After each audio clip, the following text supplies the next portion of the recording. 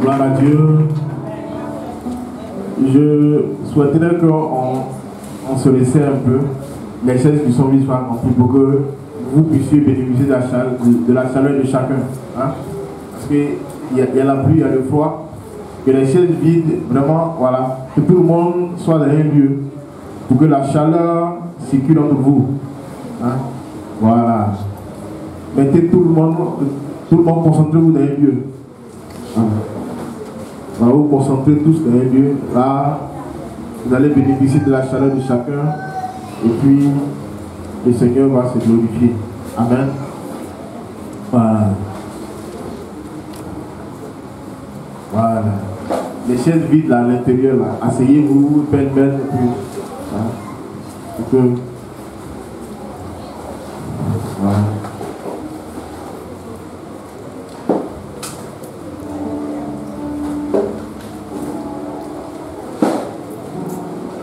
Amen. Je dis merci au Seigneur pour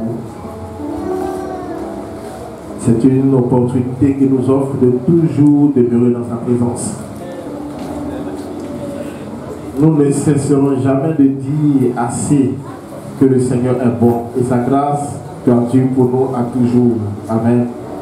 La pluie est venue nous arracher de la chaleur. On ne va pas se plaindre de la pluie. Au contraire, on va se réjouir de la pluie, car le Seigneur sait ce qui est bon pour nous. Alléluia. Alors, donc, on va acclamer le Seigneur pour la pluie qui est venue à point nommé. De la chaleur. Alléluia. Notre Seigneur est tellement merveilleux. Il y a des événements qui se sont produits quelque part. J'avais cru que c'était j'ai dit, montage. Hier, on me disait, j'ai dit, moi j'ai vu ces événements, mais j'ai vu que c'était un montage. On dit non, c'est une réalité. J'ai dit, ah, je crois que vous avez entendu nous parler de cela aussi. Chacun, il sait que chacun doit parler de cela. Mais ceci montre la véracité et l'authenticité et la réalité de Dieu. Amen. Dieu n'est pas une histoire. Et même les personnes qui sont dans les loges le savent. Ils le savent. Ils le savent, mais comme ils ont une mandat et mission de pervertir le monde et de détourner le cœur des gens, donc ils envoient toutes sortes de techniciens, toutes sortes de spécialistes pour plonger le monde dans le faux. Mais le Seigneur a toujours une main pour récupérer ses enfants, pour récupérer ceux qu'il a besoin. Alléluia. Et Dieu a encore sa main sur ce monde. Et Dieu encore intervient dans ce monde. Quand bien même que l'ennemi de nos âmes travaille ardemment pour perdre le monde. Que le Seigneur est avec nous. Alléluia. Je voulais simplement qu'on réfléchisse aujourd'hui sur l'épreuve. L'épreuve. Je disais ceci à un pasteur un jour. C'était une sagesse que le Seigneur m'avait donnée dans le temps. Et Dieu me disait ceci, il dit, il y a trois entités qui sont trois personnages majeurs de ce monde et même de toute la galaxie et de l'univers. Ces trois personnages-là, c'est Dieu, l'homme et Satan. Dieu, l'homme et Satan. Et ces trois personnages-là influencent ce siècle. Et ces trois personnages-là sont au centre de tout ce qui se passe, même dans le monde et même en dehors du monde et au ciel et tout ça. Et ce que le Seigneur m'avait dit dans la sagesse, c'était sur les épreuves. Et il me disait ceci. Il dit quand il y a une épreuve qui survient dans la vie de l'homme,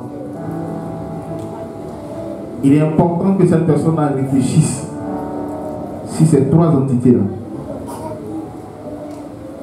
Il disait, si l'épreuve vient de moi,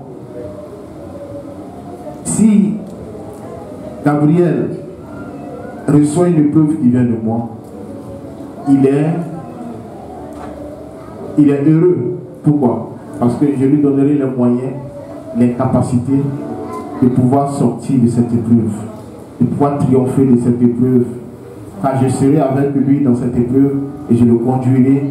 Je ne laisserai pas que l'épreuve puisse le submerger. Il dit, ça c'est moi. Il dit, la deuxième personne, c'est le diable, l'ennemi de nos âmes. Si l'épreuve encore qui se transforme en attaque, le diable contre Gabriel, Gabriel est encore heureux. Pourquoi? Parce que je lui ai donné le pouvoir de triompher du mal.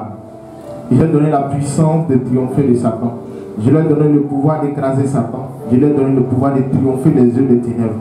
Donc Gabriel, en appliquant ma parole, en restant ferme, Gabriel pourra triompher de Satan. Mais là où il insistait le plus, et là où moi-même, ça m'a beaucoup intrigué, il dit la troisième personne, c'est l'homme. L'attitude de l'homme dans l'épreuve. Il dit, tu sais pourquoi beaucoup de personnes échouent? Parce que dans l'épreuve, l'homme a tendance à refouler l'épreuve. Il a tendance à rejeter l'épreuve. Il a tendance à accuser les autres qui sont autour de lui. Il a tendance à dire, ce n'est pas moi, mais c'est l'autre qui a fait. C'est parce que l'autre a fait ceci, c'est pourquoi je suis dedans. Et cette attitude-là, ramène à l'homme de dire que pourquoi je vis cette situation étant pur, étant sain. Et même parfois même il essaie, parfois il oublie que il a peut-être glissé, il s'est mal comporté, ou soit il a eu une action qui a permis une porte d'ouverture dans sa vie, qui a permis que cette situation puisse se produire. Mais Gabriel ne va pas s'asseoir et réfléchir à ce que peut-être c'est moi qui suis la base de cette situation. Et qu'est-ce que je fais? Je me réponds et je dis, Seigneur, aide-moi à sortir de cette épreuve. Maintenant, Gabriel va dire, non, écoutez, mais qu'est-ce que j'ai fait? Mais c'est cela que j'ai réfléchi, j'ai dit que oui, quelque part, Job avait décidé aussi à un moment donné, il a dit, j'ai été saint, j'ai marché devant toi, j'ai fait tout, Seigneur, j'ai marché dans la dignité. Mais pourquoi est-ce que tu multiplies ces épreuves, ces difficultés-là sur ma vie? Et Dieu l'a repris. Dieu l'a repris. Dieu l'a repris. Il dit, pourquoi tu veux te justifier? Et Dieu l'a repris. Pourquoi Dieu l'a repris? Parce que Dieu voulait que Job ait une attitude repentante devant le Seigneur. Une attitude d'humilité devant le Seigneur dans l'épreuve. Ces trois personnages-là sont très importants dans la marche de la vie du disciple, ceux qui sont les disciples. Pourquoi? Parce que les disciples, c'est ceux qui veulent vivre avec le Seigneur, c'est ceux qui veulent marcher avec le Seigneur. Et un disciple, pour marcher avec le Seigneur, il est obligé, ou soit, il ne peut pas s'en détourner de l'épreuve. Non. C'est impossible. L'épreuve est indispensable pour la croissance des disciples. Les disciples, je dis bien les disciples, je ne dis pas des gens qui viennent à l'église. Je ne dis pas des gens qui viennent à l'église, des disciples. Ceux qui se reconnaissent étant fils de Dieu, qui veulent réellement marcher avec les principes et les lois du Seigneur, qui veulent les garder dans leur cœur, qui veulent appliquer la loi du Seigneur dans son intégralité. Non pas ceux qui trient les lois et les préceptes du Seigneur ou qui prennent Dieu a dit, je serai à la tête ou à la queue, tous ces plaisanteries de comédie, de récitation. Non. Ceux qui veulent marcher à la suite du Seigneur, ils ne peuvent pas s'en défaire de l'épreuve. L'épreuve est une, je vais dire, c'est notre ADN, c'est collé à notre peau. L'épreuve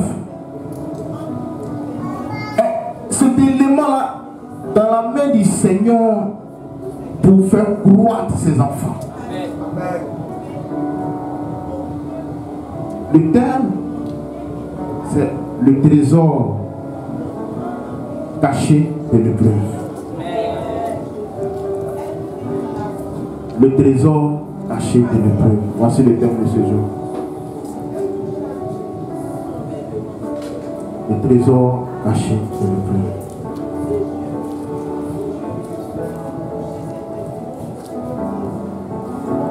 Nous sommes dans le mois du progrès évident. Et l'homme de Dieu avait parlé le dimanche passé du progrès dans la marche. Et c'est important. Tout enfant qui naît doit croître. Une fois que l'enfant naît et il ne croit pas, on dit qu'il y a un problème. C'est pourquoi un disciple qui ne croit pas, il y a un problème. Un disciple qui passe des jours, des mois, des années, il ne progresse pas, il y a un problème.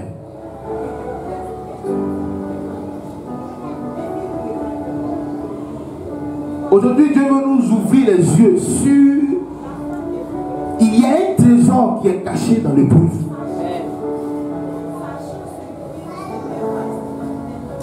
C'est pourquoi quand Dieu nous met à l'épreuve, il nous dit de nous en réjouir.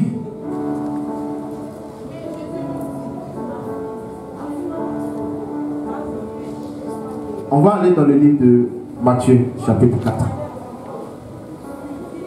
Chapitre 4.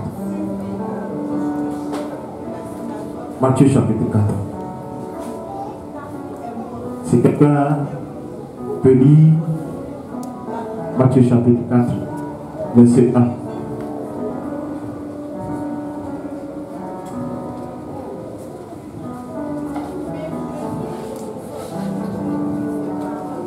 Matthieu chapitre 4, verset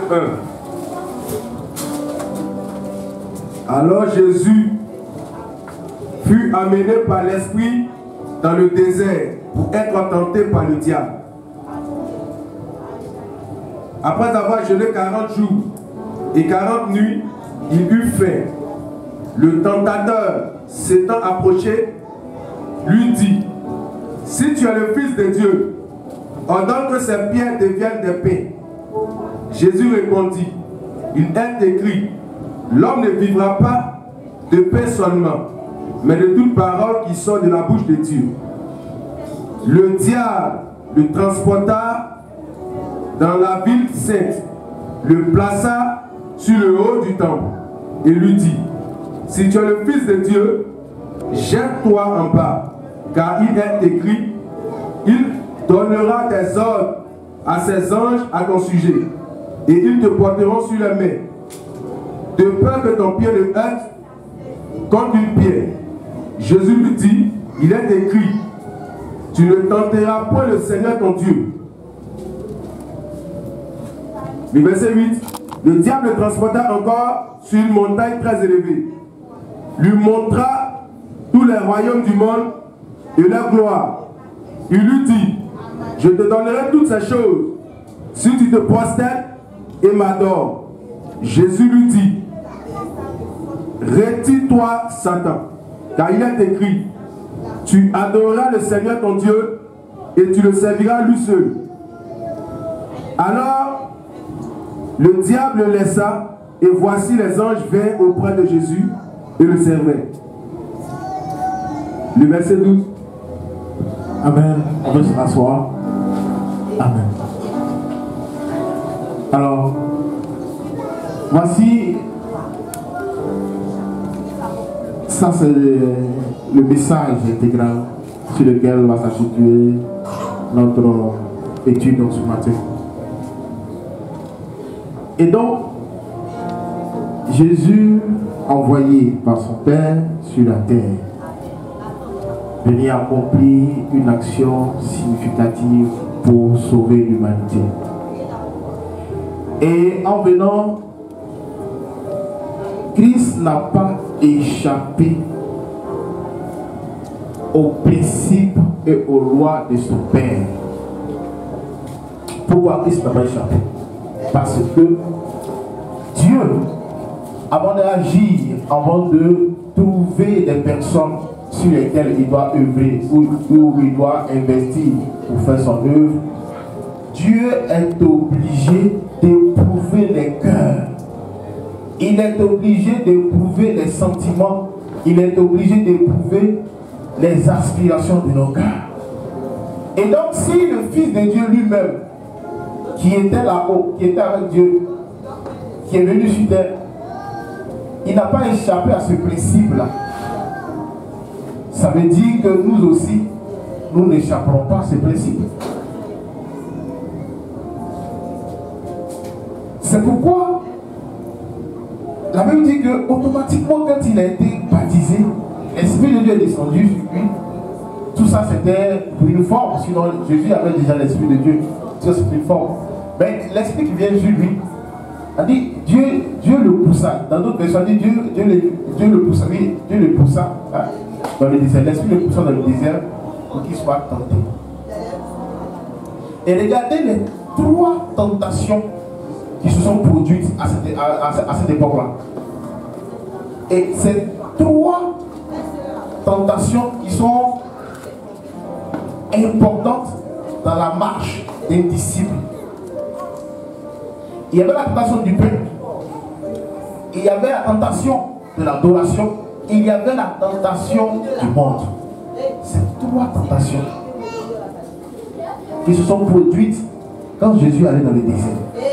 Et ces 3 tentations-là devaient se produire pourquoi? Parce que Dieu voulait préparer son Fils à des situations à venir. Parce qu'il venait sur la terre pour aller mourir. Non pas pour s'amuser, il allait mourir. Et en allant mourir, il aura traversé certaines situations qui peut-être pouvaient le détourner de la foi. Quand on parle de l'épreuve, on peut parler aussi des tests. On peut parler aussi des tests ou d'examens. Ce que les gens disent beaucoup, d'examens. Et je préfère sortir le mot épreuve parce que je ressens plus la profondeur de ce mot-là par rapport à la vie difficile. Et Jésus jeûna 40 jours et 40 nuits. Il a dit, il a eu faim. La première épreuve, il a eu faim. Est-ce que son père ne le voyait pas? Est-ce que son père ne l'a pas vu? Est-ce que Jésus, à ce moment où il avait faim, les anges n'étaient pas au bout de lui? Bien sûr, les anges étaient au bout de lui. Bien sûr, son père le voyait. Mais son père s'est assis et il a regardé. Et il a autorisé des choses dans la vie de Jésus pour qu'il puisse jauger les aspirations de son fils. Pour qu'il puisse jauger quel est l'état de cœur de son fils. La première tentation était le pain. Le pain. Le pain. Il dit, si tu es fils de Dieu, transforme ces pierres en pain et tu mangeras parce que tu as faim. Bien vrai que Jésus avait faim, il dit à Satan, il dit, il est écrit que l'homme ne vivra pas seulement d'eau et de pain, je paraphrase, d'eau et de pain, mais de toute parole qui sort de la bouche du Seigneur. Et Jésus venait venait de réussir à cette première épreuve, ce premier test. Il venait de passer un cap, un niveau. Mais le pain, c'est quoi? Ce manque-là, c'était quoi?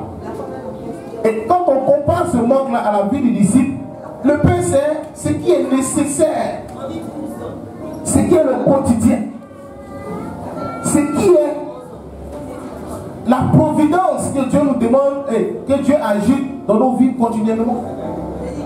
Mais il va arriver des fois où Dieu volontairement va nous priver de pain.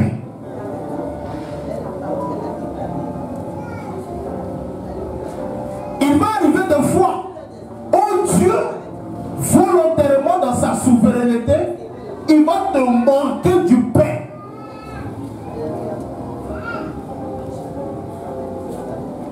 Il va arriver des situations de ta vie où le moindre vital, tu n'auras pas. Pas parce que Dieu n'est pas avec toi. Pas parce que le Seigneur n'est pas avec toi. Pas parce que Christ n'est pas avec toi.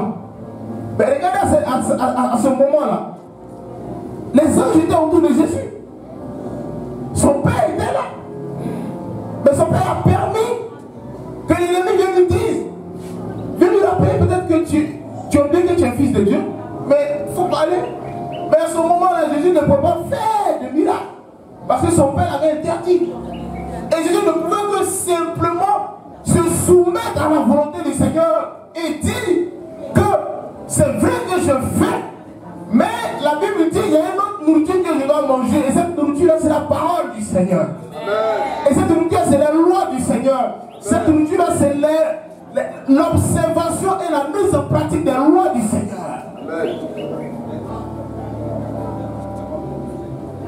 Sur ce premier plan, aujourd'hui, les églises, des frères en Christ, des sœurs en Christ, même des pasteurs échouent.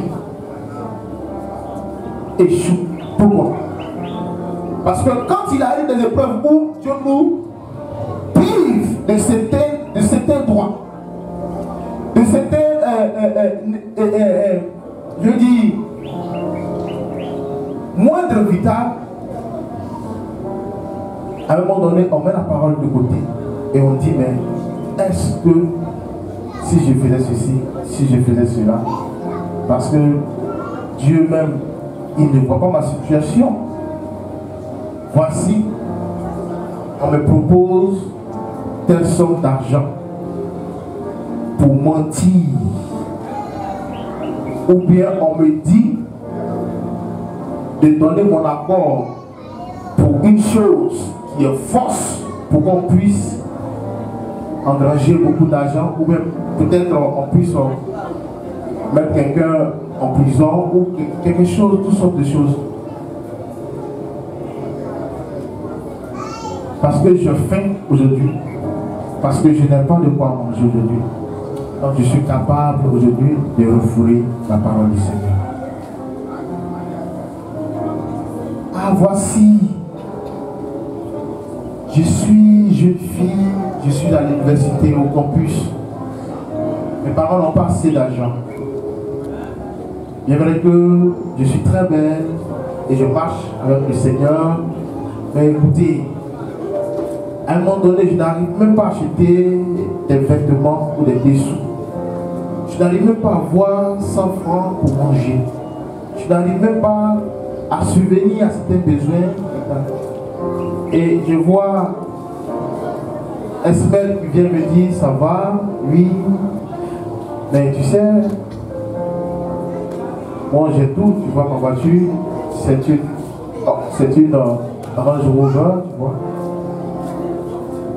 Tu dis tu sais le Seigneur, mais tu sais le Seigneur dans quel but? Mais regarde comment tu es. C'est pas normal. Je veux pas ton mal, je veux ton bien. Viens seulement que... Moi je veux seulement que tu sois une amitié avec moi. Moi je te donne chaque fin du mois 200 000 francs, tu augmentes plus 200 000 francs. Et tu veux travailler? Oui, mais ça c'est rien. J'ai des amis qui sont placés, on te doit montrer. Entre-temps, tu es en train de refouler les lois du Seigneur et la parole du Seigneur. Tu refuses de manger la parole et les lois du Seigneur. C'est pourquoi Jésus a dit à Satan que si je fais, mais il y a une autre nourriture que je mange. La nourriture que je mange, c'est les lois et la parole du Seigneur. Et à ce moment précis, la nourriture que nous mangeons dans l'épreuve, où nous sommes privés des biens physiologiques, c'est la parole du Seigneur. Et ces biens physiologiques, quand elles nous manquent, quand il nous manque du moins, c'est bien là. Ce qui remplace ces biens physiologiques, c'est la parole du Seigneur. Car la Bible dit que la parole du Seigneur est le Seigneur lui-même. Et donc si nous mangeons la parole du Seigneur, pendant que nous avons le manque de la nécessité vitale, mais les lois du Seigneur qui vont s'appliquer dans nos vies, c'est qu'il aura toujours la provision du Seigneur pour nous en délivrer de toute situation. Ce n'est pas un jeu, ce n'est pas de la plaisanterie. Pourquoi? Parce que Jésus, avant de partir, avant de bénir quelqu'un, il est obligé de voir est-ce que cette personne est capable de mourir pour lui. Est-ce que cette personne est capable de mettre en pratique sa parole. Est-ce que cette personne est capable de refuser les choses indécentes qui pourraient lui proposer le monde. Sur le chemin, tu seras privé de manque. Et ce sont des messages qui ne sont plus prêchés. Viens Jésus, tu vas avoir voiture. Viens Jésus, tu vas avoir maison. Viens Jésus, tu vas avoir villa. Viens Jésus, tu vas prospérer. Viens Jésus, tu vas... C'est faux. Ça n'a rien à voir avec l'évangile. Quand tu vas bénéficier d'un miracle, quand tu rentres dans la maison du Seigneur, serre les ceintures. Parce que Dieu va t'éprouver. Il va éprouver les aspirations de ton cœur. Qui es-tu? Qui es-tu? Et quand le manque arrive, quand nous n'avons pas même la nécessité vitale, où les gens sont en train de crier, oh Michel, pourquoi regarde comment tu es Michel? L'attitude à cet instant-là, c'est de manger la parole du Seigneur. Amen. C'est d'appliquer les lois du Seigneur. Et même si cela doit te conduire, je dis en imaginant dans le tombeau, mais le Seigneur ne le permettra pas.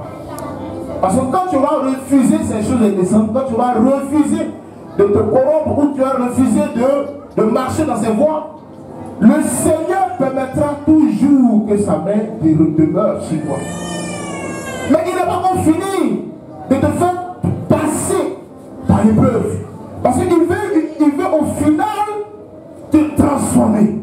Il veut au final te conduire à un niveau où le caractère qui est en toi sera transformé et ce caractère-là sera utile pour tes parents, pour l'église et aussi pour que tu aies le royaume des cieux. Et voici la première nécessité. Voilà l'épreuve. La deuxième épreuve, c'était l'adoration. Il dit, je vais te prendre, je vais te mettre sur une montagne. Et il a dit quoi? Que si il s'appelle qui? Pourquoi il peut? Oui. La deuxième épreuve. Jésus lui répondit. Le verset 5. Le diable le transporta dans la ville sainte. Oui, oui. Le plaça sur le haut du temple. Voilà. Et lui dit, si tu es le fils de Dieu, jette-toi en bas. Car il est écrit, il donnera des ordres à ses anges à ton sujet. Et ils te porteront sur les mains, de peur que ton pied ne heurte contre une pierre. Voilà. Jésus lui dit, il est aussi écrit, tu ne tenteras pas le Seigneur ton Dieu. Amen. Amen. Voici la deuxième épreuve. Et la deuxième épreuve, non, c'est la troisième qui est l'adoration. Qui est l'adoration. La deuxième épreuve, c'est sur les lois et les principes du Seigneur. Regardez comment Satan vient à Jésus. Il vient vers lui, il lui dit, il lui rappelle un droit, il lui rappelle un principe du Seigneur. Il dit, Dieu n'a pas dit que si tu montes et que tu te mets sur une estrade et tu te laisses tomber, je crois dans le verset c'est Psaume 91, je crois, vers le bas de Psaume 91, où il dit, je donnerai à mes anges de monter sur le mais voilà. Il a pris ce point-là, ce point-là, il a sorti ça, il dit regarde, il a dit que si toi tu es tombé là, si tu es tombé là, il va prendre ces anges là, ils vont te soutenir comme ça, tu ne vas pas tomber, ils vont te déposer. Regardez. Jésus lui dit, oui c'est vrai, il a dit ça. Mais il était aussi écrit que tu ne tenteras pas le Seigneur ton Dieu. Voyez-vous la deuxième épreuve. Dieu est en train de tester encore son fils sur le fait d'obéir aux lois du Seigneur et à sa parole. La deuxième épreuve, elle est synonyme de l'obéissance au roi du Seigneur. Pourquoi? La chose à laquelle Dieu est attaché, c'est l'obéissance à sa parole. Dieu est attaché à l'obéissance à sa parole. Parce que quand il va arriver des fois, ou même tu auras la capacité, je prends peut-être une image comme ça. On t'accuse à tort. On t'accuse à tort. On dit, Michel, c'est toi qui as volé. C'est toi qui as volé l'argent qui était là. Michel sait que c'est pas lui qui a volé. Il lui dit, c'est pas moi qui ai volé. On dit, non, c'est toi qui as volé. Michel dit, non, c'est pas moi. Il dit, c'est toi qui as volé. Et on fait tout, on emmène des personnes. Lui-même, il dit, il va à l'église. C'est un voleur. Michel, c'est un voleur. Il le voit. Il a volé. Est-ce qu'on a même conscience que Michel a pris l'argent? Il n'a pas pris l'argent. Il n'a pas volé. Donc on accuse. Normalement, dans ce temps de fête-là, qu'est-ce que Michel peut faire? Qu'est-ce que tu veux faire? Normalement, logiquement, humainement aussi. C'est quoi?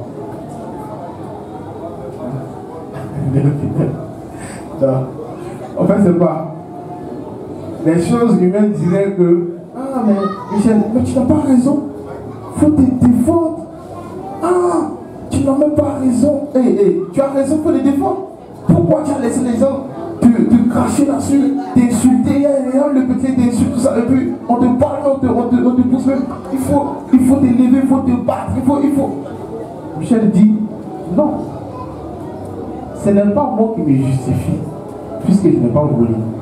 Mais celui en qui j'ai mis ma foi, c'est lui qui me justifiera. Donc si on veut me conduire, soit au commissariat, soit je suis un féticheur, j'y vais. Parce qu'il sait que ce n'est pas moi qui ai volé. Mais celui que j'adore là, c'est lui qui me justifiera. Voyez-vous? Qu'est-ce que Michel a fait comme ça? Michel a payé, il est en train de mettre en pratique la parole du Seigneur. En disant que si nous avons des tribulations, des déchirements, de garder la parole, de garder la bouche fermée. Et le Seigneur lui-même, son esprit, lui-même nous défendra. N'est-ce pas? Le Seigneur lui-même nous défendra. Le Seigneur lui-même nous justifiera. C'est lui qui est notre justicier. Donc Michel se disant, faisant partie, soit peut-être au commissariat, soit peut-être chez un féticheur, Michel est en train de laisser les lois du Seigneur, de commencer à obéir intégralement aux lois du Seigneur. Et à la suite de cette épreuve, Michel sortira justifié parce que le Seigneur aura démontré quelque part par une personne, ah, voici, ce monsieur-là, c'est pas lui qui a volé, c'est tel monsieur qui a volé. Et toutes ces personnes-là seront étonnées, mais Michel n'a pas volé. Et pourquoi on a connu Michel ici? Et les gens commencent à dire pardon Michel, tout ça. Mais entre-temps, les lois du Seigneur ont été appliquées. Et Michel, par cette épreuve-là, Michel aura gagné peut-être des personnes dans ce lot-là pour dire que mais quel calme tu as eu pour ne pas répondre, pour ne pas essayer d'aller même te débattre comme nous on le fait communément. C'est-à-dire si c'était moi, mais tu as un cœur, Michel, si c'était moi, mais ce jour-là dans la maison on avait tout gâté. Mais quelle tranquillité tu as eu pour te taire, Michel? Je suis né de nouveau, je ne m'appartiens plus. Celui qui est mon maître me dit de me taire dans les situations. Pourquoi? Parce que c'est lui qui me justifie. Et cette obéissance à la loi du Seigneur sont en train de disparaître dans l'église. On voit aujourd'hui des gens, des chrétiens qui répondent à tout, qui veulent se justifier en tout, qui ne veulent pas laisser les lois du Seigneur, obéir aux lois du Seigneur réellement. Ils ne veulent pas obéir aux lois du Seigneur. Ils veulent répondre à tout. Ils veulent se défendre en tout. Et quand tu demandes, ils veulent se justifier par le fait que non. Écoutez, c'est vrai que nous sommes chrétiens, mais nous sommes des mondes. Mais est-ce que Dieu ne sait pas que nous sommes dans le monde? Nous sommes plus sages que Dieu? Nous sommes plus sages que Dieu? Non. Et il y a cette épreuve-là que Dieu même soumet volontairement. Parfois même tu as dit dans l'église, même, ils vont te parler mal. Quelqu'un peut te chuter. Moi, c'était mon cas. Dans les années 96, non, 97, dans l'église Foursquare, le pasteur principal de l'église Foursquare, ce jour-là, j'avais traversé des moments difficiles à la maison. Et quand le culte est arrivé le dimanche, je n'avais pas les vêtements quand même. Je n'avais pas les vêtements parce que c'était un moment difficile, c'était compliqué à la maison. Le père avait été emprisonné, ça avait été compliqué. Et j'avais ma chemise que c'était tellement déchiré comme ça, ici. Donc j'ai raccommodé. Donc la chemise était comme ça. Voyez-vous? La chemise était comme ça. Avec un pantalon délavé. Et les sandales que j'avais portées, je vais vous montrer comment c'était. Ouais, ces sandales-là. Et ici. Vous voyez ici. Quand on porte ceci, quand ça finit. Voilà, donc là il y a tout. Les deux, il y a tout. Donc quand je marche, mon pied ça touche le sol. Donc la chemise que je portais et le pantalon étaient tellement délavés. Et je marche. Il dit, ah, moi-même qui j'ai regardé pour la tour, il dit, ah, vraiment, je vais pas à l'église. Et puis j'étais dans le groupe de délivrance. Donc il s'est dit, je ne peux pas échapper à ne pas venir à l'église. Parce que s'il y a des cas de délivrance, comment j'ai fait? Donc moi je suis là, je peux dire à Dieu, ah, Seigneur, il est parti pour ça à l'église. Je marquais dans la rame jusqu'à dire, Seigneur, il est bon. Donc qu'est-ce que je fais? L'église est comme ça et j'ai contrôlé, je n'ai pas passé par saluer les frères, j'ai contrôlé, je suis allé à l'arrière. Donc je suis pas rentré dans le temps, je me suis mis l'arrière en même temps. Là, si le pasteur finit, il aura la délivrance, là, les gens ne voient pas. Mais dans ça, le pasteur est assis et il m'a repéré dans les vêtements. Le pasteur me dit, c'est lui, il est venu. Il y a un truc, il dit, viens ici. Je lui dis, quels sont ces vêtements du portes? Quels sont ces vêtements du portes? C'est quoi ça? Tu penses que si on a marché? Tu penses qu'ici on a des foutoirs? Tu n'as pas, tu ne réfléchis pas à bien t'habiller. Regarde les sandales que tu portes. Va vous changer ça. Tu t'essois. Il a dit des paroles qui, frère, c'est-à-dire même mes frères qui étaient dans le groupe de l'église avec moi, ces paroles qu'il a dites là, il dit, quand il s'est retourné, ils sont venus m'entourer, moi, ils m'ont tapé comme ça. Il a dit, il ne va pas à la maison. Parce que là où j'étais là, je partais à la maison, je ne revenais plus. Je ne revenais plus. Et ils m'ont tapé comme ça. Frère, prends ton calme. Reste. On va continuer. Peut-être qu'ils ont commencé à dire des choses, et non, attendez, je vais me mettre à part quelque part, je vais réfléchir. Je suis allé mettre à part, Et j'ai commencé à couler des larmes. Et quand j'ai fini, il dit, et c'est maintenant que je suis allé. Et quand il a, lui-même disait de partir, quand il a commencé, il y avait des cas de délivrance, il était là, et la personne fait, et c'est lui. Et c'est moi ce qui t'a dit, ah bien, c'est lui. Bon, et Dieu a permis qu'on puisse délivrer la jeune fille en question. Et après, qu'est-ce qui s'est passé? Il a dit, mais la jeune fille, c'était un truc qui était difficile. Hein. Il dit, mais c'est qui a fait le cas de la jeune fille? Il dit, il est venu à saluer. Le soir, quand je suis rentré dans la prière, le Seigneur m'a dit, il dit, tu vois, c'est moi qui ai permis ça. Il dit, c'est moi qui ai permis ça. Pourquoi?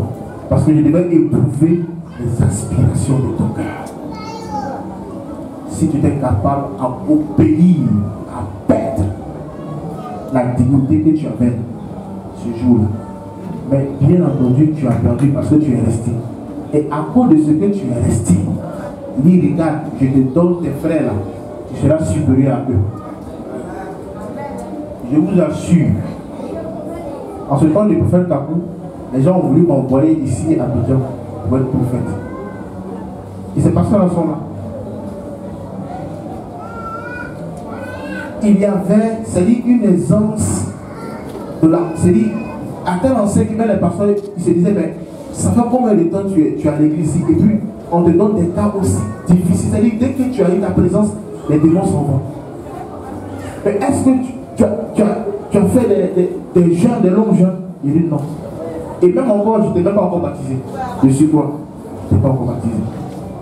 À telle enseigne que même les gens ont voulu me porter pour dire que on a besoin de toi pour être responsable de temps. Non, non, il dit, je suis ici.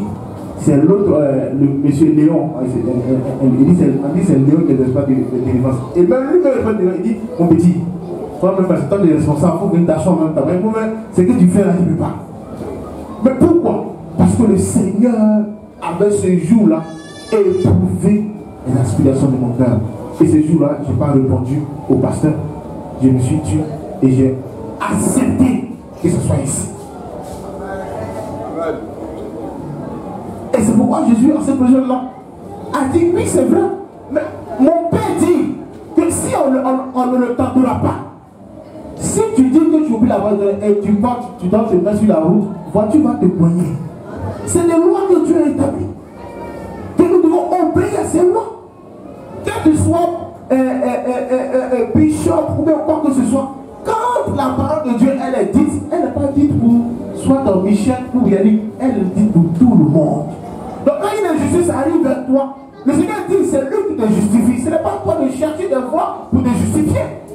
Il dit c'est lui qui te justifie. Donc pourquoi tu vas essayer de contourner, aller te battre avec? Non, il dit c'est moi qui te justifie. Reste tranquille. Voilà un deuxième épreuve auquel beaucoup de chrétiens échouent. Parce qu'ils ne veulent pas obéir aux lois du Seigneur. La troisième épreuve, c'était quoi? Il a monté toutes les richesses de la terre. Il a dit, si tu m'adores, je te donnerai toutes les richesses de la terre. La troisième épreuve est synonyme de l'adoration. L'adoration, c'est quoi? Qu'est-ce que tu adores? La Bible dit, tu aimeras le Seigneur de tout ton cœur. Oui, aidez-moi, le Seigneur. Hein? Et tout ton esprit. De tout ton cœur, de toute ton âme, de toute ton force, de toute ta pensée. Cette parole du Seigneur, il dit c'est le commandement le plus grand de tous les autres commandements. Il dit, le second commandement, c'est quoi? Tu aimeras ton prochain comme toi-même. Il dit les deux là, ce sont les deux qui sont pas. Le reste, il dit les deux là sont dedans. Quand le Seigneur dit ça, le Père lui-même dit, bon, ok, puisque je dois envoyer mon fils. Mais dans le chemin de mon fils, je sais qu'à un moment donné, Jésus, il aura faim. Et quand on voit dans le livre de Marc, de Luc et les gens, il y avait des périodes où Jésus avait fait, où il devait partir trouver des personnes pour manger. Ou même des fois même il ne mangeait pas. Il y a des périodes où je était obligé d'obéir à la loi du Seigneur et renoncer à ses principes et ses prérogatives, c'est-à-dire ses avantages de Dieu, de fils de Dieu. C'est-à-dire ici, là, il peut venir et puis dire à ce bois-là, donne-moi de l'eau et un bois. Mais ce jour-là, Jésus arrive, il dépasse le bois et puis il a dit il a soif. Mais c'est-à-dire Jésus renonce à ses avantages de fils de Dieu. Pourquoi? Parce qu'il devait obéir aux lois du Seigneur, parce que Dieu l'avait dit ce jour-là seulement, tu dois avoir faim, parce qu'il y a une action que je veux conduire par toi. Amen. Et la troisième preuve, quand il dépasse le pain, le porc, l'obéissance à ses lois, à renoncer à ses avantages, la troisième preuve, c'est quoi? C'est maintenant, est-ce que mon fils là, quand je vais l'envoyer là, est-ce que les gens de la terre, là, Satan, il ne va pas détourner sa tête? Est-ce qu'ils vont pas lui promettre des choses? Ou moi, ils vont dire non, tiens 1 million et puis il faut prier pour moi, je serai guéri. En ce moment, c'était les chevaux qui étaient un peu comme voilà, qui étaient plus chers. Là, Jésus, si tu viens vers moi là, il y a 2 chevaux, là, mon cher, tu veux prier pour moi. Mais Dieu savait cela, et qu'est-ce qu'il a fait? Il a laissé Satan venir se tenter, il a monté toutes les richesses de la terre. Il dit si tu te prosternes et tu m'adores, je te donnerai toutes ces richesses. Jésus l'a dit, il dit, mais c'est vrai que peut-être, mais il est aussi écrit que tu n'adoreras le Seigneur ton Dieu que lui seul et à lui seul que tu donneras l'adoration. Alléluia. Et là, Jésus venait de faire quoi? Jésus venait de réussir le test. Pourquoi? Parce qu'il a renoncé aux choses de la terre. Il a renoncé. Ça veut dire que quelquefois, nous serons obligés des fois à renoncer à des choses, à des biens terrestres, parce que nous voulons gagner qui? Nous, le ciel, on veut obéir à Dieu. Ça, c'est-à-dire, il y a des périodes où on va aller. On dit même en Europe, on m'avait dit quand Corona même arrivé, il y a des chrétiens qui avaient perdu leur boulot parce qu'on avait demandé de faire des tests, des choses, voilà. Des vaccins qui rendaient malades, qui ont refusé de dire, bon, si tu ne prends pas le vaccin, ils tombent.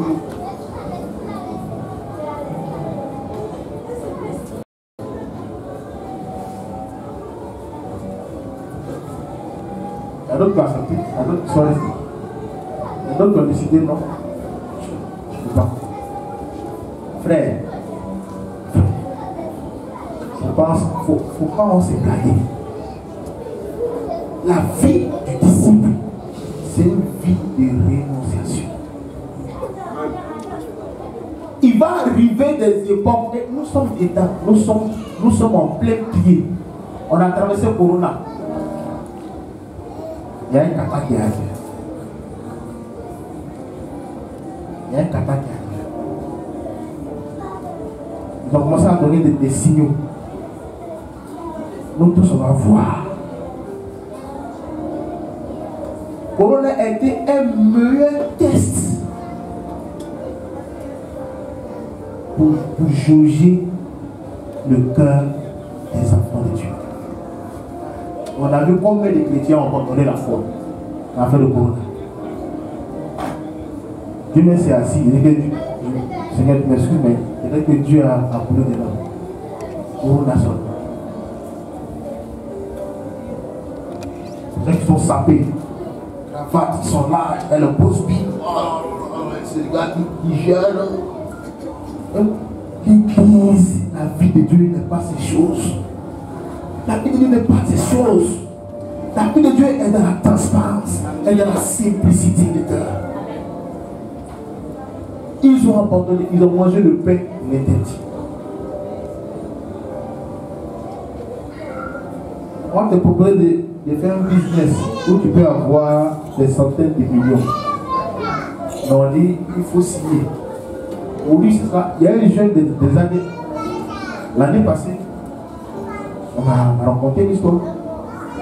Il devait avoir un contrat de 2 milliards. Un contrat de 2 milliards. Et ce contrat-là, il devait il devait signer, mais celui qui devait donner le contrat, c'est un frère qui a été dans le temps. Et le frère lui a dit, ah, c'est une société de la part dont il veut faire le nom. La société-là doit changer tout son parc auto. Et on cherche quelqu'un qui est dans ce domaine-là pour transformer les voitures, là, les disques de frein. Voilà, c'est donc il veut changer tout ça. Il dit, comme toi tu m'as été dans le temps, et tu es dans ce domaine-là, je t'appelle, je vais te donner le contrat, en reconnaissance. Il dit, ok, il n'y a pas de problème spécial, Dieu. Il allait dire, voir ses supérieurs, il dit, ah, ok. Il dit, mais le frère là, il est fort, il maîtrise. C'est quelqu'un que je connais. Bon, on va passer sur nous, et puis après. Donc, lui, c'est pas que l'autre était dans la chose. Quand il est arrivé, il dit, bon, mais est-ce que ton gars là, il est dans notre groupe là même? Il dit, ah, il ne sait pas, il ne pas demander. S'il n'est pas dedans, tu sais qu'on peut lui donner. Donc, il faut l'appeler, il a venir à passer ici. Bon, on a assis, tous les décideurs sont là, puis on va voir comment on va signer. On appelle le jeune, il va à passer. Il lui dit, ah, mon frère, c'est vrai, mais voici. Pour que tu puisses avoir ce contrat de 2 milliards, tu es obligé de prendre notre foulard, notre tablier. Il faut rentrer dans nos groupes. Il faut rentrer dans nos groupes. Si tu rentres net, le contrat c'est pour toi. Dans nos groupes là, nous on aide les orphelins, on fait des choses, des œuvres caritatives, on fait ceci. C'est simple. Ça n'a pas de choses, tu peux garder ta foi. Tu peux garder, puis venir. Frère, c'est 2 milliards. Ils sont là. Le frère a dit, d'accord, j'ai compris. Mais je veux garder ma foi. Je renonce. Il allait à l'église, il allait dire au pasteur et il a témoigné. Les pasteurs ont prié pour lui. Il dit que ce que tu as perdu, que le Seigneur me fasse avancer dans les activités. Frère, nous ne sommes pas dans un jeu. Le monde aujourd'hui, c'est plus la plaisanterie. C'est pourquoi on vous dit, quand on nous dit de nous appliquer, quand le Seigneur applique. Les épreuves qui arrivent, les choses qui arrivent. Je me dis même parfois, même est-ce qu'on aura des vrais disciples? Parce que même le Seigneur s'est inquiété. Il dit, mais est-ce qu'il est révélé si vous la foi? Parce que les gens sont en train de renoncer. C'est-à-dire, à cause de la gloire de ce monde, ils renoncent à la parole de Dieu. Ils renoncent. Jésus a vu ça, il dit oui, il laisse ça. Même si tu me donnes tout ça, ce n'est pas comparable à la gloire de mon Père. Ce n'est pas comparable à la gloire de celui qui m'a envoyé. Si je ne t'adorerai point. Il peut dire oui, je vais t'adorer et puis après. Et ces 3 épreuves-là, elles sont imposées à tous les disciples. Si tu veux grandir dans la voie du Seigneur, tu seras soumis à ces 3 épreuves. Et même l'épreuve est indispensable aussi pour ta croissance. Et tu ne dois pas renoncer à l'épreuve. Et après ces 3 épreuves-là, il y a aussi les épreuves personnelles qui sont liées à la vie de chacun d'entre nous. Les épreuves personnelles, c'est quoi? Qui peut permettre volontairement que tu sois malade?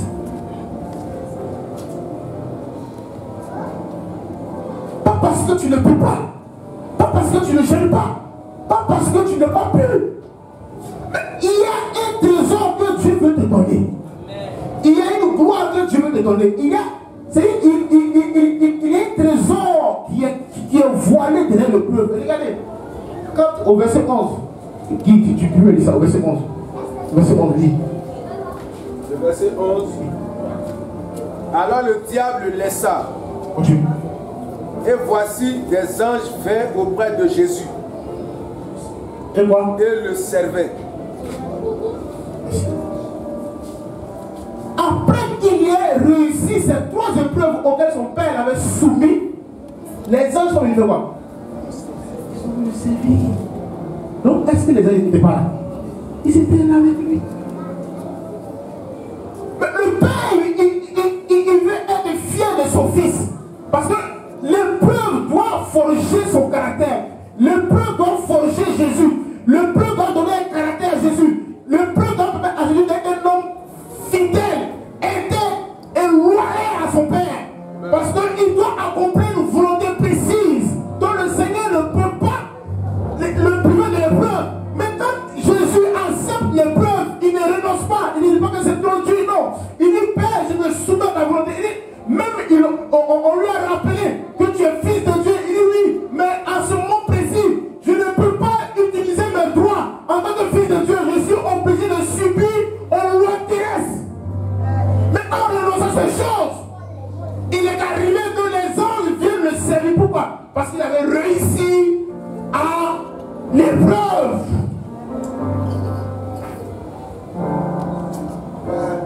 Les anges doivent nous servir. Les anges doivent nous envoyer du pain, de la bénédiction. Mais avant cela, il faut que tu passes par l'épreuve. Il faut que tu passes par le feu. Il faut que le feu déracine en toi les choses que le Seigneur n'aime pas. Il faut que l'épreuve enlève ce caractère de porc, ce caractère de chien. Ce caractère de combattant. Il faut que l'épreuve enlève cela. Ce caractère impur.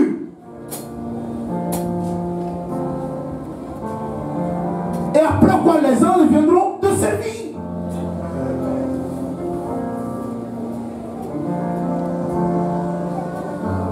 Dieu, en train de bénir, il est obligé de te donner un caractère, de forger. Je ne crois pas dans cette bénédiction. Les gens disent que non, c'est dans les péchés de te bénir. Non, c'est pas notre Père. Notre Père. Frère, on a vécu des choses. Depuis 1996, on a vécu des choses. À un moment donné, on était poussé à renoncer. On dit non, on ne veut plus. On était jeunes comme ça, petit. Petit. Frère. Et même il y a d'autres, dans notre groupe, il y a d'autres qui ont abandonné le Seigneur. Mais, juste pour aujourd'hui, nous disons au Seigneur, nous voulons marcher ta suite. Donc improuve-nous quand tu veux et où tu veux. Sur n'importe quelle action, sur n'importe quel domaine, Seigneur, nos vies sont en tes mains. Parce que nous sommes derrière l'épreuve, il y a une option que personne n'a la connaissance. Quand tu vas sortir de cette maladie qui te fatigue, il y a une option que Dieu va mettre. C'est-à-dire, à tes enseigner, quand tu vas arriver, quand tu vas parler à les personnes qui sont malades, les personnes sont guéries. En fait, c'est pas toi qui fais, mais c'est qui? C'est le dépôt là que tu as mis là. C'est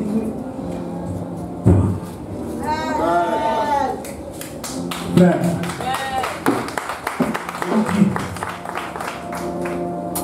cette qualité de vie, elle est disponible en abondance. Mais pour qui? Pour les fils qui décident de marcher par eux-mêmes. Ne refusez pas le peuple. Le peuple pour nous est un trésor pour sortir de Dieu les trésors que Dieu a réservés.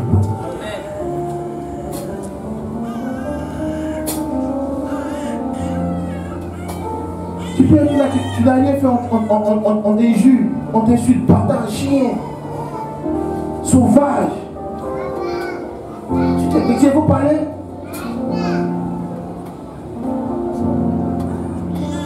Comment ce sauvage là? Toi tu as parlé ici? Tu n'as rien fait. Déçu, déçu. Bah tu réponds? Non, tu vas répondre. Eh non, ne dis pas ça, mon ami. Oh Dieu, attends un peu là. Attends, il y a le régler. C'est pas de Dieu. Tu as échoué et tu vas reprendre ça.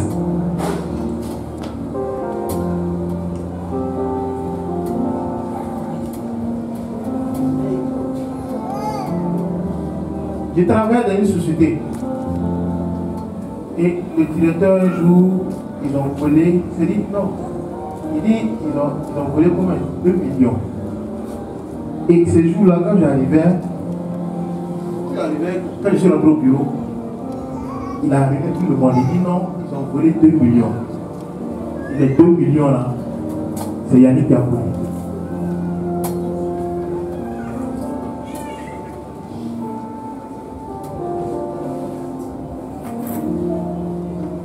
Je suis là-dessus. Je suis sûr, c'est moi le directeur. C'est Yannick qui a volé. On m'appelle, on dit mais yo, c'est gâté ici, il y a quoi?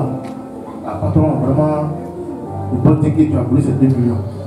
2 millions, quoi ça? Et non, il a démontré ici que c'est toi qui étais resté. Lui, je suis resté, je devais travailler, mais je ne sais pas que je suis là. Ah, yo, il a gâté, il dit peut-être que matin là, ça sera. Et là, quand je viens, non! Il dit, je viens, ah, c'est pas comme ça. Je suis parti. Je suis arrivé. L'entreprise était en ébullition. Elle est toi, tu as foutu l'église là, tu es un voleur. Ah, c'est toi quand tu vois ici dans la société, tu es là, c'est toi que tu voles. Mais vous là, non, c'est pas le cas. Il est à son bureau, il appelle au bureau. Le mec de monter qui t'a volé. Il dit bon, prends 2 ou 3 personnes montées. Il dit j'ai pas volé. Ah non, non. Il dit alors, ils sont partis. On est arrivé. Mais Yannick, voici ça.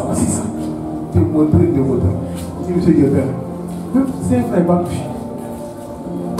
Donc, en fait, c'est tout à la fin. Il y a beaucoup en plus. Il dit j'ai pas volé. Je ne sais pas pour votre argent.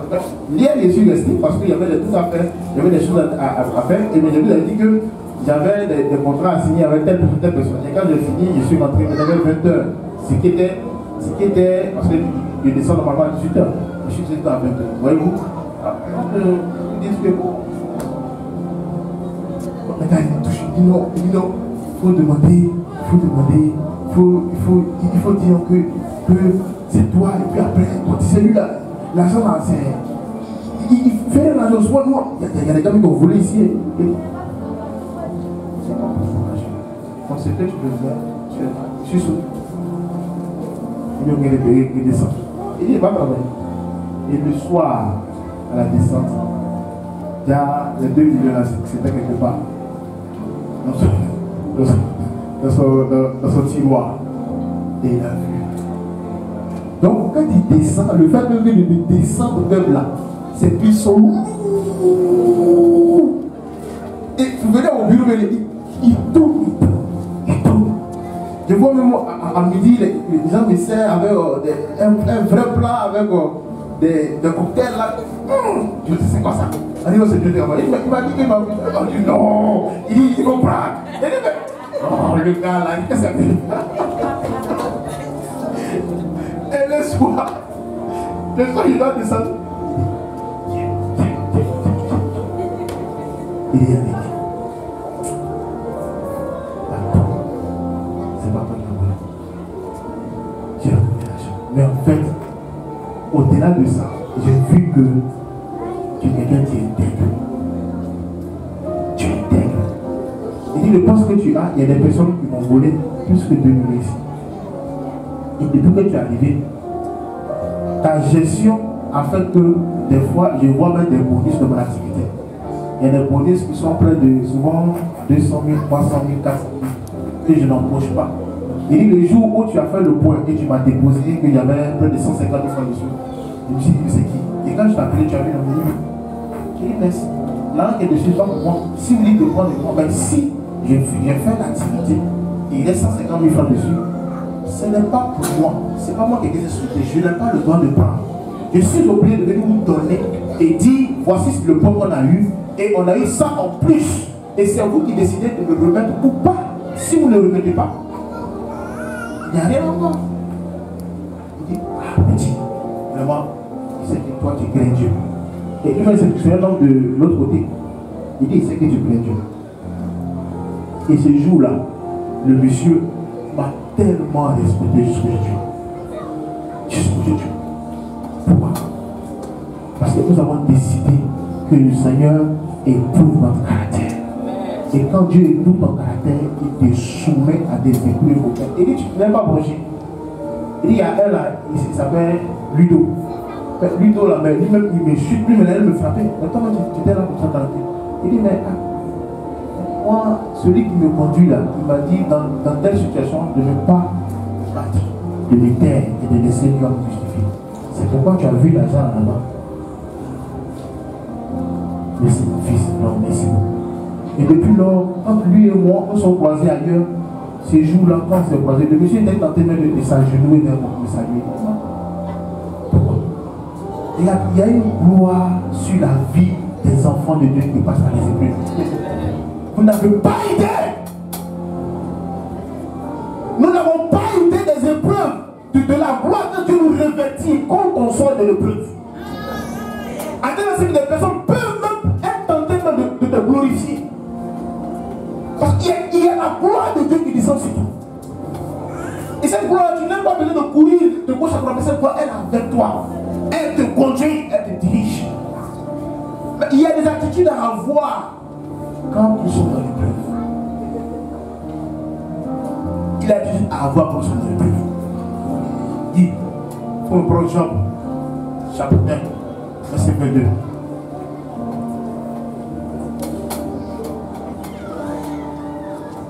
Job chapitre 1, verset 22.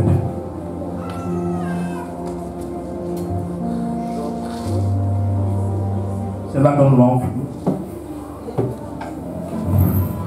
Job 1, verset 22.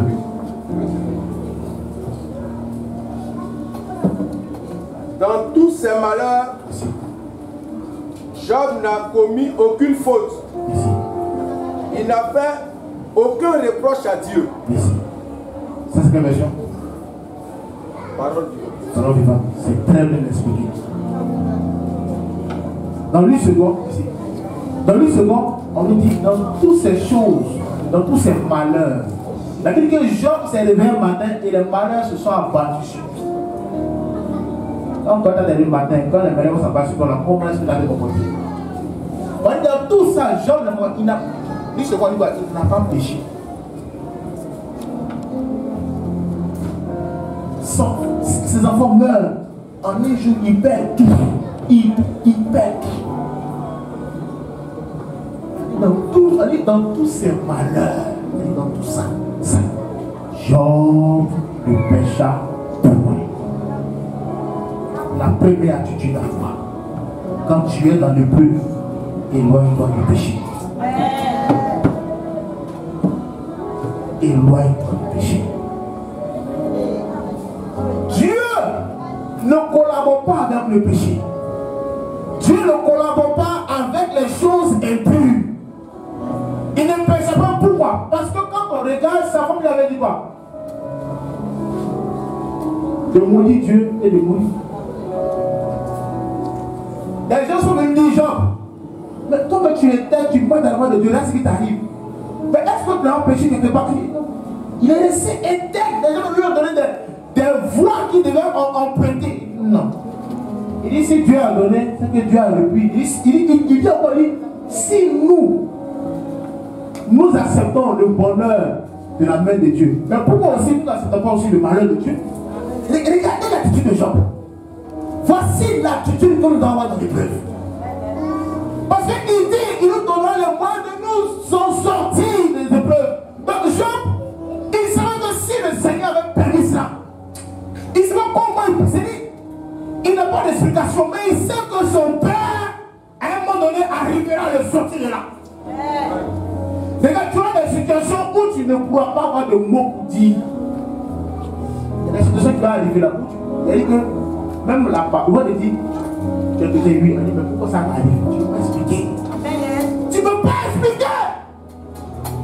Ils vont te dire, mais il faut nous dire ça, pourquoi? On dit que Dieu guérit, mais pourquoi toi tu as cette maladie, et puis tu peux dire ça, mais tu n'as pas de mots. Tu n'as pas de mots. Quel mot as-tu? Tu as quel mot? Est-ce que tu n'as pas raison? Et moi, ils n'ont pas raison. Ils ont raison. tu es guéri, mais pourquoi ce mal a perdu avec toi? Est-ce que tu peux te justifier? Non.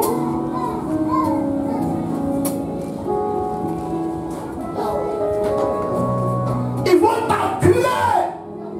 Mais tu dis dans ton travail, mais pourquoi est-ce qu'aujourd'hui même il y a toi pour toi tu as tout? Mais depuis là, c'est-à-dire, nous-mêmes on arrive, on arrive plus comment on fait, mais toi-même, c'est que tu vas pas. Tu sais pas quoi tu dis. La seule chose. Ne perds pas. Reste. Job n'a pas péché. Donc éloigne-toi du péché quand elle est rappelée. La première attitude à avoir, éloigne-toi du péché. La deuxième attitude, elle dit quoi? Elle dit que Dieu est. Job ne disait point des choses. Alors, faut lire, on va. Parce qu'il faut qu'on explique véritablement que les gens comprennent, que nous comprenons. Job, c'est le chapitre 1, verset 22. Job chapitre 1, verset 22. Le verset 22. Dans tous ses malheurs, Job n'a commis aucune faute. Il n'a fait aucun reproche à Dieu. Merci. Voilà. La deuxième attitude, je pourrais faire des reproches à Dieu. Parce que, est-ce que tu peux avoir raison sur Dieu? Et les gens même là, ils vivent des situations, oh mais Dieu même là. Il est chrétien et puis tu le vois en train de parler. Dieu même non, mais déçoit moi. C'est-à-dire que lui-même là, non. Non, on le sait même, ça fait des années, même. Oh! Même vélo, non, on n'a pas.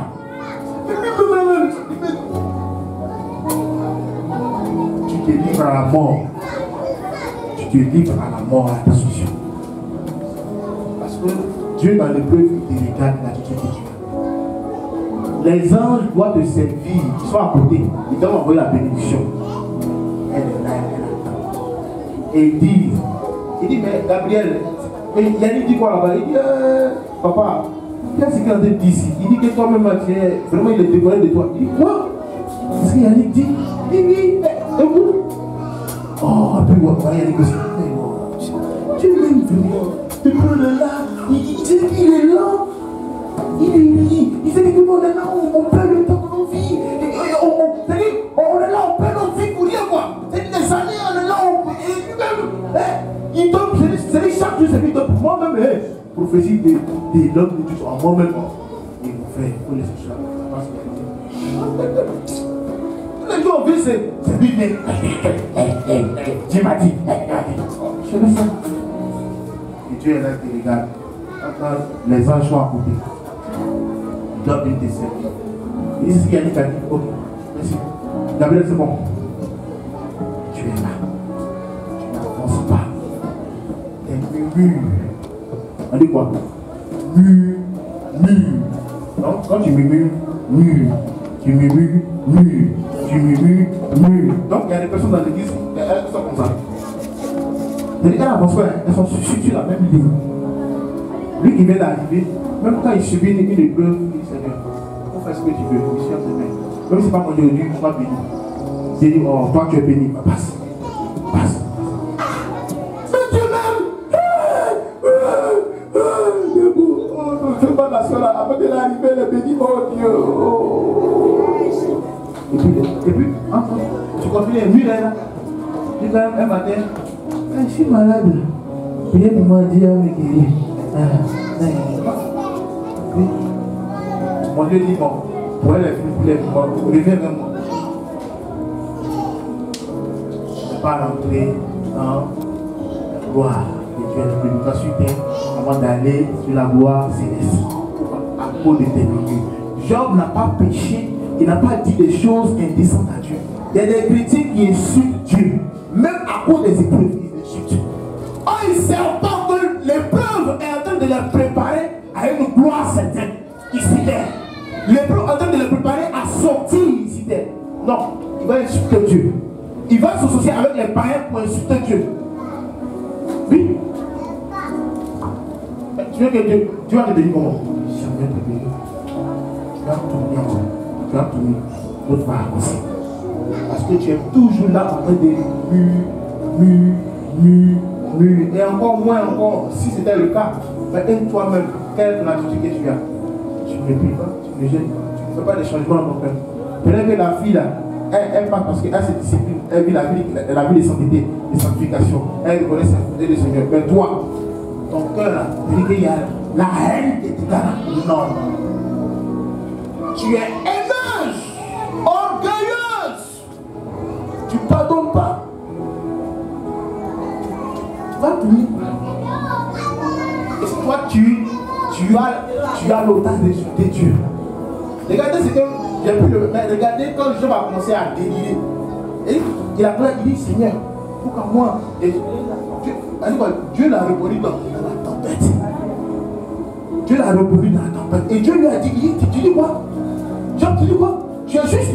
Ok, très bien. Allons-y. Et Dieu lui dit, Job, quand je créais la terre, où tu étais? Quand je donnais des limites à la mer, quand il dit, mais tes flots là-bas, où tu étais? Tu as commencé à démontrer, c'est-à-dire que sa souveraineté. Tu vas dire, ah, j'étais fou. C'est une preuve là qu'on a dit qu'on s'en va tomber. Il s'est répandu. Frère, dans l'épreuve, aide-toi. Ferme ta bouche. Laisse Dieu faire comme il veut. Si on doit te chasser de la maison, laisse les choses se faire ainsi. Pas parce que Dieu ne te voit pas. Dieu te voit. Mais il est en train de permettre ces choses parce qu'il y a une gloire, il y a un trésor caché à l'arrière qu'il doit te donner. Donc il permet que l'épreuve la plus tuer le caractère insolite qui est en toi, afin que son caractère qui est excellent puisse te conduire dans la réception du service de ses anges. Donc il te conduit. Donc même si on te renvoie, on te renvoie. Ce renvoi n'est pas pour ta paix, mais ce renvoi est pour ton gain. Cette maladie n'est pas pour ta mort, cette maladie, elle est pour ton gain. Il y a des maladies qui viennent pour nous, c'est pour la gloire de Dieu. Elle vient glorifier le nom du Seigneur. Pourquoi elle veut mourir?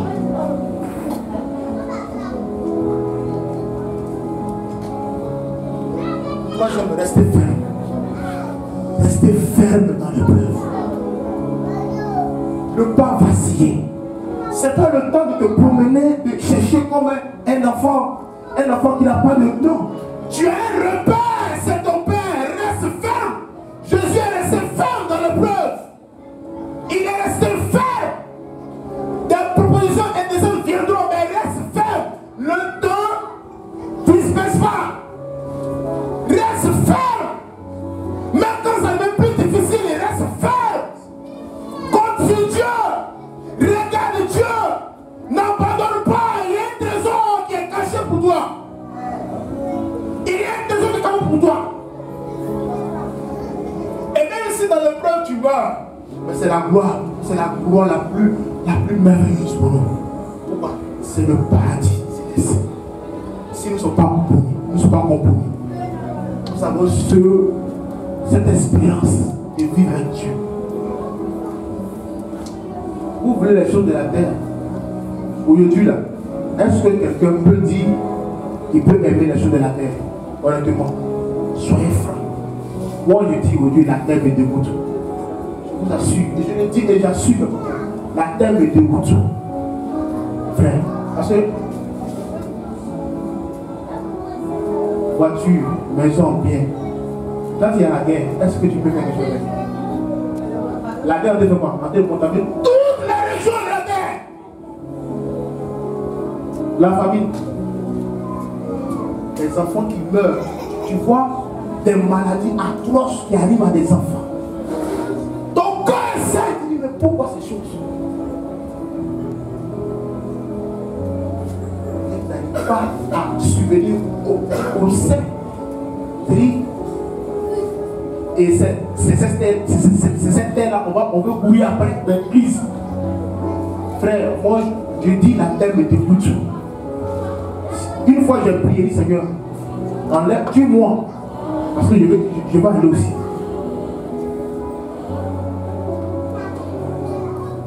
Frère, c'est une réalité. La terre n'a plus rien à offrir. Pourquoi? Parce que le monde a été assiégé par les forces ténébreuses. Et c'est là Dieu leur a donné C'est le temps de régner.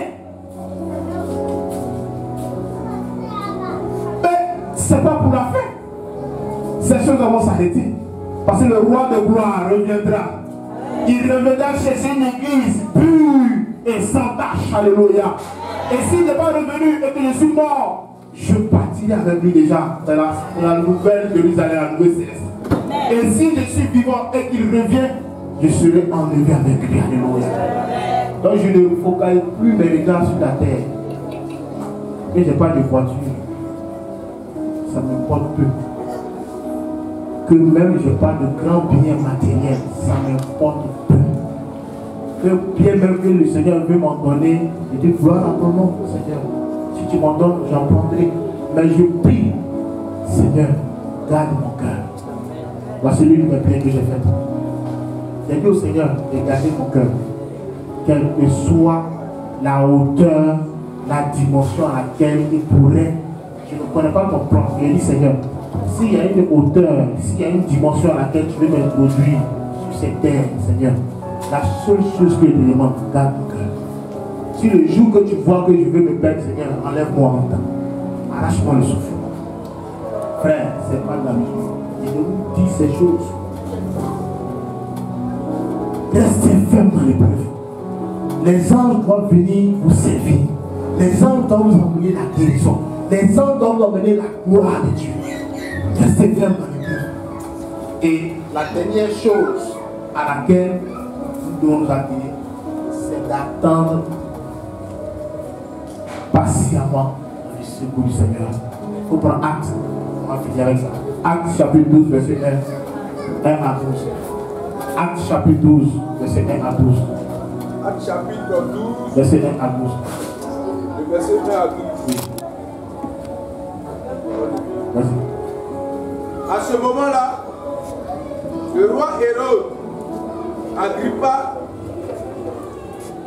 se met à faire du mal à certains membres de l'église. Il a fait tuer des soldats par Jacques, le frère de Jean. Il voit que cela plaît aux Juifs. Alors il fait aussi arrêter Pierre. C'est au moment de la fête des pains sans levain. Hérode fait donc arrêter Pierre et le met en prison. Il commande à 4 groupes de 4 soldats de le garder. Il veut le faire juger devant le peuple après la fête de Pâques. Les soldats gardent Pierre dans la prison. Mais les membres de l'église prient sans cesse Dieu pour lui. Au verset 6, Hérode est sur le point de faire juger Pierre devant le peuple. La nuit avant le jugement, Pierre est en train de dormir entre 2 soldats. Il est attaché avec 2 chaînes et des gardiens devant la porte pour le surveiller. Au verset 7, tout à coup, l'ange du Seigneur est là. Une lumière brille dans la cellule de prison. L'ange réveille Pierre en lui touchant le côté. Amen. Il lui dit, lève-toi vite. Alors les chaînes tombent de ses mains. Au verset 8, l'ange lui dit, mets ta ceinture et attache tes sandales. Pierre obéit et l'ange lui dit, mets ton vêtement de dessus et suis-moi. Au verset 9, Pierre sort de la cellule et suit. Pierre sort de la cellule et le suit. Il pense que tout cela n'est pas réel. Il croit rêver. Au verset 10, Pierre et l'ange passent devant le premier groupe de soldats. Pierre devant le deuxième groupe. Il arrive à une porte en fer qui donne sur la ville. La porte s'ouvre. Toutes seules devant eux et ils sautent. Ils vont au bout de la rue. Et tout à coup, l'ange quitte Pierre. Le verset 11. Alors Pierre se rend compte de ce qui est arrivé et il dit, maintenant je vois bien que c'est vrai. Le Seigneur a envoyé son ange et il m'a délivré du pouvoir d'Hérode. Il m'a protégé aussi de tout mal que le peuple juif voulait me faire. Au verset 12, quand Pierre comprend cela, il va à la maison de Marie, la mère de Jean, celui qu'on appelle aussi Marc. Là, beaucoup de croyants sont venus et ils prient. Verset 13. Bon. Voilà. Déjà, voici l'un des disciples, Pierre, qui avait reçu cette visitation de l'ange pour le faire sortir. Et lui-même, il pensait qu'il était en rêve, mais c'était la réalité. Vous voyez, dans l'épreuve, on peut avoir la visitation des anges de manière physique dans nos vies. pour nous sortir de l'épreuve. On peut avoir des visitations angéliques dans nos vies, dans l'épreuve. Voici le cas de Pierre. Et Pierre, quand il est sorti, il rêvait. Mais il ne rêvait pas. C'était l'ange qui le conduisait. Et il a dit, quand il est sorti, l'ange l'a laissé et il est parti. Mais l'attitude, c'était quoi? Il est parti chez ses frères dans la maison de Marie. Mais quand il est arrivé là, qu'est-ce qui s'est passé? Ils sont revenus là-bas en train de prier et intercéder pour que Pierre soit libéré. Voici la dernière attitude. Quand nous sommes dans l'épreuve, c'est le temps pour nous de fléchir genoux et de prier et de chercher la loi de Dieu, les voies du Seigneur. Ce n'est pas le temps pour toi de bavarder, d'ouvrir ta bouche, de faire de perdre ton temps dans des choses utiles. Ils étaient sur Marie en train de prier pour Pierre. Priez pour Pierre. Seigneur, interviens. Seigneur, libère Pierre. Seigneur, c'est Pierre. Seigneur, c'est nos frères. Seigneur, il faut que Pierre vienne. Seigneur, il faut que... En train d'implorer le Père. Et le Père a exaucé leur prière. Il a envoyé son ange physiquement le faire sortir. Frère, si tu passes ton temps dans le commérage, tu passes ton temps dans les amusements, au lieu de prier, parce que tu sais que tu traverses une situation difficile, et tu t'amuses, et tu joues, il te sera fait selon la volonté. C'est pourquoi quand nous nous trouvons dans la maison du Seigneur, nous devons avoir cette attitude. 1. Ne pas pécher comme nous sommes dans le peuple. 2. Ne pas dire des choses indécentes à Dieu. 3. Rester ferme.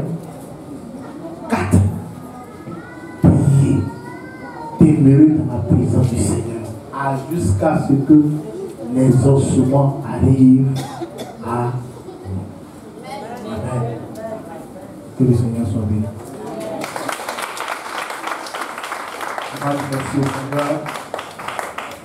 Je vais dire merci au Seigneur pour son message et pour toutes ces personnes qui traversent des moments difficiles, qui sont dans les épreuves. Je ne sais pas l'épreuve que tu pourrais traverser, mais je te dis l'épreuve pour toi est une bonne nouvelle, car il y a la main de Dieu qui est sur le point de se faire voir dans ta vie. Alléluia. Tu vas dire au Seigneur ce matin, dans ton cœur, s'il y avait des choses que tu as dites, des choses que tu as faites, si même tu t'es détourné de la voie du Seigneur parce que tu étais en train de partir, tu étais en train de t'éloigner du Seigneur à cause de l'épreuve, à cause de la difficulté de l'épreuve, tu vas dire Seigneur, pardonne-moi. Seigneur, je ne veux plus pécher, je veux seulement me taire, je veux seulement être ferme, je veux seulement demeurer à tes voies, je veux que tu continues à faire l'œuvre que tu as envie de faire dans ma vie. Prie le Seigneur. Prie le Seigneur. Parle à ton Père. Parle au Seigneur.